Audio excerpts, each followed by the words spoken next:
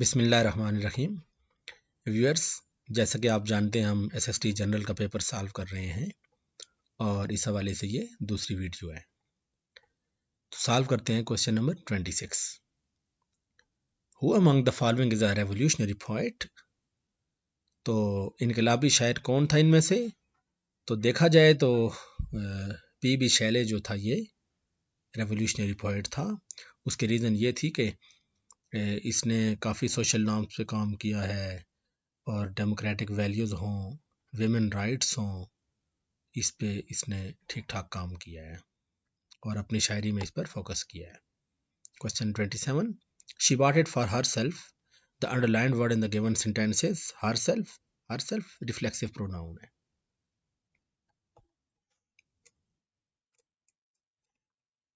Question number 28, a form of a verb that is used to indicate a past or ongoing action that can be used like an adjective is called। Verb की वो form जिसको आप past या ongoing action के तौर पर use कर सकते हो और जिसको एडजेक्टिव के तौर पर भी यूज कर सकते हो, तो उसको पार्टिसिपल कहते हैं। एग्जांपल है इसकी द रनिंग वाटर। इसमें रनिंग वर्ब के तौर पर भी यूज हुआ है, एडजेक्टिव के तौर पर भी यूज हो सकता है और that is participle.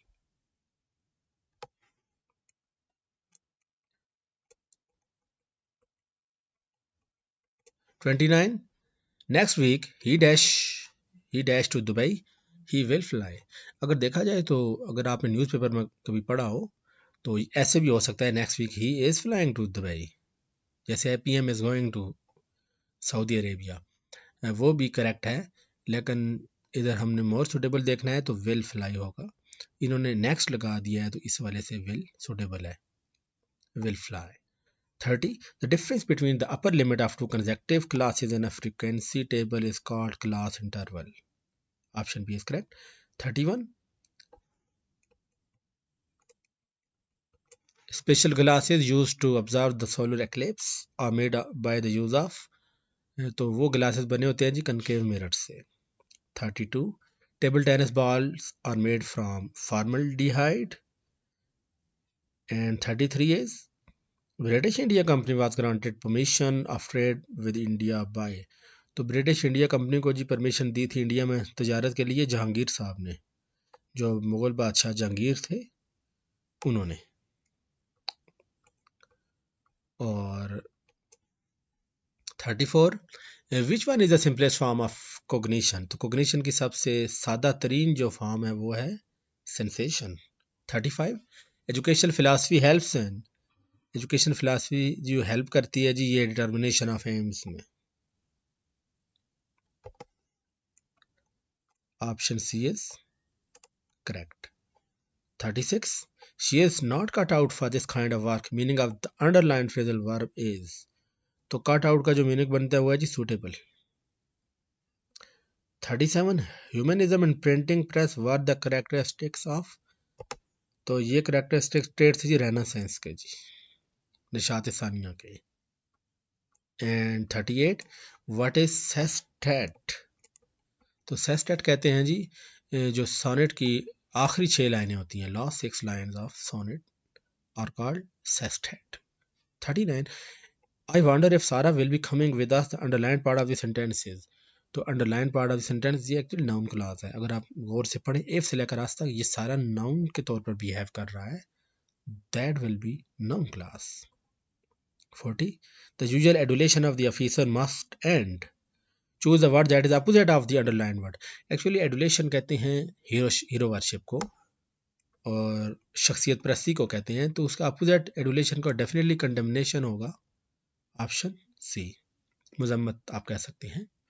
41, her debonair manners were noticed by the everyone present in the city। choose the word that is opposite of the underlined word। debonair actually कहते हैं स्टाइलिश को, चार्मिंग को कहते हैं और अट्रैक्टिव को कहते हैं। खासकर ये मर्दों के लिए यूज होता है ये वर्ड, वाइज मेन के लिए। इसका अपोजिट डेफिनेटली स्टिफ होगा। Option is correct. और आते हैं क्वेश्चन नंबर 42 की तरफ। None can be sure of your help because you always. किसी शख्स को भी आपकी जो हेल्प है, कोऑपरेशन है, उसका यकीन नहीं है, आपकी कोऑपरेशन का यकीन, उसका तावन का, क्योंकि आप क्या करते हैं, play loose loose and fast, fast and loose, यानी आप डिसऑनेस्टली आप बिहेव करते हैं। तो इस वजह से आप की जो हेल्प है, किसी को इस पर यकीन नहीं है। तो यहाँ पर जो आएगा, फिट आएगा, एडजस्ट होगा, वो फ्रेजल वर्ब होगा, एडियम होगा, सॉरी एडियम होगा, play fast and loose. The next one is 43, when it is often noticeable in a great leader, choose a word that has same meaning as the underlined word। तो noticeable का same meaning वो इसमें से visible है। 44 option C correct है। 44 की तरफ आते हैं। is unscrupulous act would only tantamount to ravage and destruction, choose the word that has same meaning as of the underlined word। तो tantamount का जो same meaning होगा equal। 45 a railway line that is no longer used is dash used। आपने correct prefix लगाना है। तो ऐसी railway line जो कि अभी यूज में ना हो, पहले तो यूज रही हो लेकिन अभी यूज ना हो, that is disused. Dis correct prefix है यहाँ के लिए। Question number 46, which of the following is the most important single factor underlying the success of beginning a teacher। तो टीचर के लिए जो सबसे इंपॉर्टेंट फैक्टर है तो वो है personality and its ability to relate to the class. बंदे की पर्सनैलिटी भी हो, करिश्मा हो, पर्सनेज हो, और फिर एबिलिटी भी हो, और साथ एबिलिटी और जो पोटेंशियल है, कॉम्पिटेंसी है, ये साथ वो बंदा रिलेट भी कर सके, यानी क्लास में इम्प्लीमेंट भी कर सके।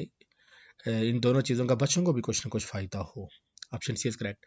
47 well begun is half done, the underlined word is well. ये एडजेक्टिव है क्योंकि ये नाउन को क्वालिफाई कर रहा है।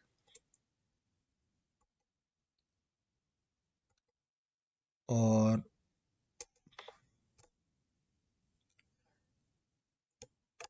despite his personality, Salman can be rather dash sometime। Despite his shy personality, Salman can be rather outgoing sometime।